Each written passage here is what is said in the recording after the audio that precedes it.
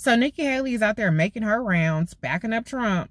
And one of the comments that I want to address is her comment, well, let the voters decide when it comes to whether Trump should stay in office. And let me just remind you, Nikki Haley, the voters decided not to put Trump's ass in office in the first goddamn place in 2016. Let me remind you that Donald Trump lost the popular vote in 2016.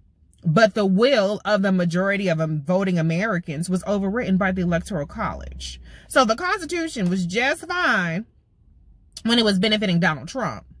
Now, all of a sudden, y'all got a problem with the Constitution and the remedy of impeachment when y'all's president is out there breaking all kind of goddamn laws. Well, too bad. It is what it is with that. We have to deal with Electoral College. Y'all have to deal with impeachment. Maybe Trump should be less of a criminal. He is the one that decided when he sat up there and tried to bribe a foreign government and got all these other people in his cabinet involved in this bribery scheme so that he can dig up dirt on Joe Biden.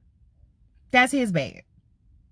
And while we're on the topic of the popular vote, let me also address Elizabeth Warren, because she was asked a question about, oh, what do we do to get somebody to vote for a woman to be president? And she's like, well, we have to give them a tough, smart one to fight for. Okay, well, Elizabeth, I don't know if you recall, maybe I got to remind you like I had to remind Nikki Haley. Hillary Clinton won the popular vote.